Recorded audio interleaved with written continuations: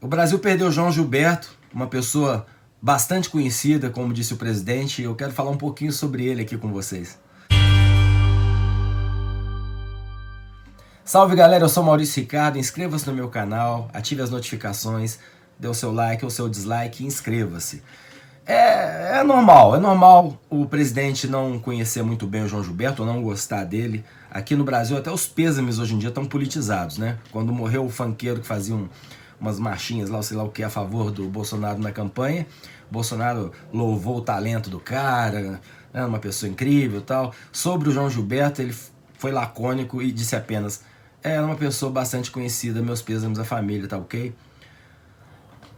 Bom, o João Gilberto era um cara polêmico, nem todo mundo gostava do João Gilberto. Eu mesmo achei o João Gilberto um chato durante uma parte da minha vida e fui resgatado por um livro do Rui Castro chamado Chega de Saudade, Histórias da Bossa Nova, onde ele explica como nasceu a Bossa Nova e o papel que o João Gilberto teve. A partir daí eu fui ouvir o João Gilberto de outra forma. Também foi na época que eu estava me dedicando mais à música, tentando entender mais os instrumentos, explorar o violão, outras coisas. E realmente o que eu aprendi nesse livro, que é um livro fundamental para você entender um dos maiores fenômenos da música do mundo e, sem dúvida, o maior fenômeno da música brasileira lá fora. É um livro que eu recomendo para todo mundo, inclusive para o presidente. Não que faça diferença, porque o presidente vai olhar para o João Gilberto e falar: ele era amigo do Caetano, era amigo do Chico, é dessa turma aí. Não. Não vou falar muita coisa sobre ele não, mas João Gilberto simplesmente era um gênio.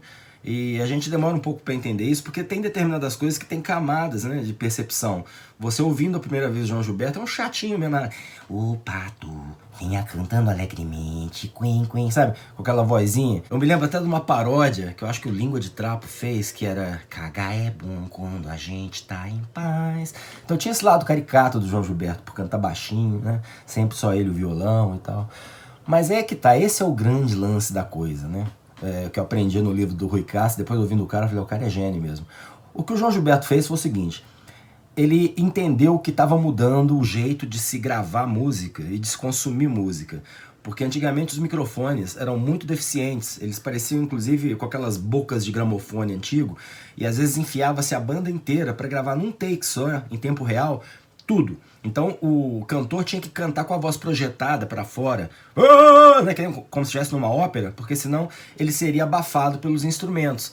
Era aquela fase que os cantores tinham que realmente impostar a voz e cantar com bastante força, em altos pulmões, tanto ao vivo, por falta de equipamento de som. Hoje a gente tem o de palco e tem o PA, que é o da frente, que todo mundo ouve. Então o músico tem retorno, então ele se ouve bem. Antigamente não, até o tempo dos Beatles, para vocês terem uma ideia, eles botavam umas caixinhas no palco e o cara tinha que se virar com o que tinha.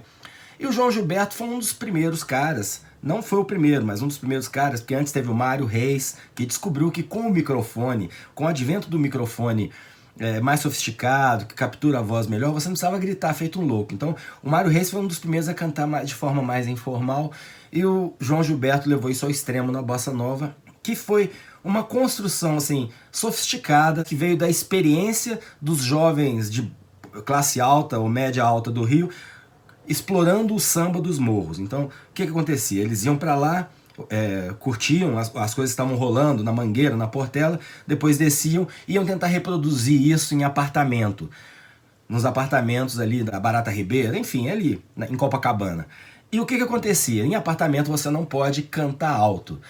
Então o João Gilberto, que era um baiano que se radicou no Rio, fazia parte desse grupo, ao qual vários outros se juntaram, como Tom Jobim, Nara Leão, enfim, um monte de gente, e criaram esse movimento chamado Bossa Nova, que foi uma tentativa de fazer um samba mais baixinho, um samba mais sofisticado, com influências de jazz, com espaço para improviso e tal. Então Tom Jobim, grande compositor e pianista, sem dúvida o nome mais expressivo em termos de composição, e o João Gilberto acabou sendo em termos de interpretação, porque ele inventou uma coisa chamada batida da Bossa Nova, que é uma tentativa de reproduzir o samba em violão, baixinho, porque o samba sempre exigiu percussão, batuque, é uma música alta. E o que o João Gilberto fez foi descobrir essa batida que hoje qualquer banquinho e violão no boteco faz, aqui, entendeu? Polegarzão aqui no bordão e dedilhado com os dedos de baixo. Essa coisa que ele fazia com a direita, é que inventou a maneira de interpretar o samba no estilo bossa nova. Então você fazia aquilo assim, bem suave, com um pianinho, aquilo foi ganhando alguns pubs no Rio, aí veio o Milton Banana Trio, muito foda, com uma pegada de jazz, baixão de acústico, piano e bateria apenas. Então aquele samba, que era o samba original, ganhou esse filtro. E o João Gilberto foi ficando cada vez mais ensimesmado em relação à música, tentando desconstruir esse samba tão cheio de coisa no mínimo possível, para ficar uma coisa crua, para pegar a composição em estado bruto. Então, cada vez que o João Gilberto sentava com o violão para tocar uma música, ele e o violão, a gente tem que entender que ele estava desconstruindo aquela música ao mínimo dela, mas com muita elegância, senso de ritmo maravilhoso, acordes bem difíceis de fazer. Vai tentar tocar João Gilberto, o cara moía no violão, e a voz sendo colocada ali num nível baixo, mas altamente afinada. Pode parecer que não, mas o João Gilberto era muito afinado. Ele só cantava assim, né? Mas era muito afinado. E esse negócio ganhou o mundo. Nos anos 50, assim, explodiu, a Bossa Nova explodiu. Os caras foram se apresentar no Carnegie Hall. O Frank Sinatra chamou a turma da Bossa Nova para gravar discos de Bossa Nova com ele. Dentre esses músicos estrangeiros que se apaixonaram pela Bossa Nova, estava o Stan Getz, um saxofonista, que convidou o João Gilberto para gravar um disco com ele, Getz Gilberto, que ganhou o Grammy e fez realmente a fama internacional do João Gilberto disparar. E tem uma curiosidade legal sobre esse disco e o principal sucesso desse disco, que é Garota de Ipanema. O João Gilberto canta a parte em português e ele convidou a mulher dele, a Astrude Gilberto, para cantar a parte em inglês, porque o inglês dela era melhor que o dele. E ela afinada e tudo, mas sem grandes pretensões, ela estava lá acompanhando o marido, cantou, né, a parte em inglês. The girl from Ipanema goes walking, né? Na hora de lançar isso em single, cortaram a parte do João Gilberto cantando, para ficar menor, e poder tocar em rádio, porque a gravação original fica com mais de 5 minutos, sei lá. E nesse corte, tiraram o João Gilberto, ficou só o violãozinho dele, né? E a Astrude ficou mega famosa. Depois eles se divorciaram, a Astrude ficou morando nos Estados Unidos, participando de todos os programas, cantando Garota de Ipanema. O compacto vendeu 1 milhão, que na época era muita coisa. Então isso fez com que o João Gilberto não chegasse a desfrutar desse sucesso popular em programas de TV e tudo como a Astrude. Mas ele sempre continuou sendo reverenciado por todos os músicos, especialmente da ala do jazz, mas por todos os músicos que entendiam o trabalho dele. Que você lendo esse livro do Rui Castro, ou tentando se aprofundar na obra do João Gilberto, depois disso que eu vou falar para vocês, talvez vocês comecem a perceber qual é o peso e a importância, porque esse processo dele de desconstrução, dizem que o João Gilberto pegava uma música qualquer, que ele não era um compositor, ele era um cantor, um intérprete, ele pegava uma música, ele se trancava com essa música e estudava minimamente as variações harmônicas que ele poderia colocar ali, a maneira de colocar a voz. Então terminava numa coisa que era bem assim, um recital. Ele ficou inclusive com uma fama de chato, porque ele era um chato de galocha mesmo, daquele que se você estivesse tossindo demais no show dele, ele interrompia. Eu lembro de uma briga dele por causa do ar-condicionado da casa que ele estava se apresentando. Enfim, tem vários casos. O João Gilberto era uma pessoa de convívio difícil. Nos seus últimos anos ele sofreu de demência, então foi complicado, teve um fim de vida triste, não compatível com o sucesso e o dinheiro todo que ele ganhou ao longo da vida, estava com muita dificuldade, precisou de intervenção de filhos, ficou uma figura reclusa, cheia de manias, mas isso não tira de forma nenhuma a importância que ele teve no cenário mundial. Você vê, por exemplo, o João Gilberto no Festival de Montreux, só ele e o violão, um álbum duplo, e entendendo essa maneira dele de fazer música, é uma coisa simplesmente maravilhosa. Eu que sou roqueiro, tenho João Gilberto na minha coleção, já mostrei discos antes, não é porque ele morreu que eu botei um João Gilberto aqui não. E eu vou dar um exemplo pra vocês em uma música desse talento, de como é que ele brincava com essa coisa da pegada, do ritmo, né, da cadência e tal. Ele gravou um samba antigo chamado Sem Compromisso. A letra é: você só dança com ele, diz que é sem compromisso, né? O João Gilberto gravou isso de um tal jeito que ele transformou a sílaba diz, você só dança com ele e diz, numa espécie de prato de bateria. Então na hora que ele ia tocar a música, ele: você só dança com ele, diz que é sem compromisso, entendeu? E diz que é sem compromisso. Pode parecer uma bobeira, mas é simplesmente genial, porque na hora que esse tss vai no contraponto do que ele tá fazendo no violão, você fala, cara, que coisa legal, que coisa legal.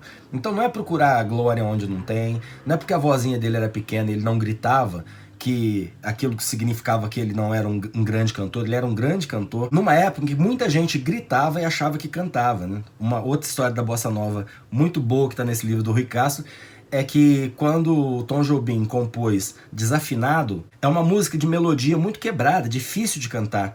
Se você disser que eu desafino, amor, é difícil. Então quem só grita sem afinação destrói a música. E naquela época, o que estava acontecendo? Eles vinham com as músicas da bossa nova e esses cantores que cantavam com voz projetada regravavam e alguns vendiam mais até do que o João Gilberto com a sua vozinha pequenininha. Mas o Tom Jobim ouvia e falava, caramba, que coisa é essa, cara? O cara tá cantando mal pra caramba. Então eles fizeram um Desafinado de propósito com esse título, justamente para rir dos caras tentando cantar desafinado com a voz para fora. Já a gravação do João Gilberto, você vai encontrar a afinação perfeita, do jeito que o Tom Jobim planejou quando ele escreveu a melodia, com seus altos e baixos. Porque é uma música que você, se você disser que eu desafino, amor, cantar assim, você tem uma chance muito grande de dar uma derrapada. Então esse é o João Gilberto, é um cara que o mundo inteiro reconhece.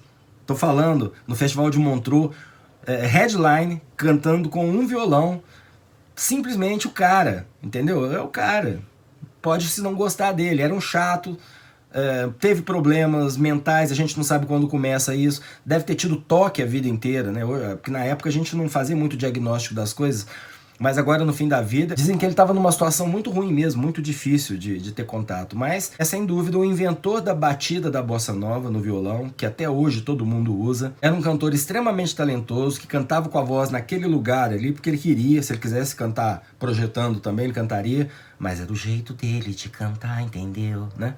E, porra, não era só assim uma pessoa bastante conhecida, ele era simplesmente um dos músicos mais conhecidos do mundo. Então, repetindo, é bem triste que até os pêsames no Brasil tenham um cunho ideológico. Eu acho que, pô, não, boa, não tem um assessor para chegar pro presidente e falar quem é João Gilberto, para ele falar, João Gilberto, esse grande nome da bossa nova, sucesso internacional que inspirou tantos artistas no Brasil e no exterior. Então minhas homenagens para ele não precisavam muita coisa, bastava, sei lá, 4, 5 palavras bem colocadas para dizer pra gente assim, eu sabia quem era o João Gilberto. Então eu fico confuso com essa manifestação do presidente, porque a gente não sabe se ele não conhecia o João Gilberto, coisa que eu não duvido, ou se ele conhecia, mas acho que o João Gilberto não merece pêsames mais robustos do presidente só porque ideologicamente ele era ligado a uma patota que o presidente não gosta. É uma pena quando um cantor de funk ganha mais destaque do que o João Gilberto. Então, para você que é jovem, que não conhece essas histórias da bossa nova, que não sabe a importância do João Gilberto para a bossa nova,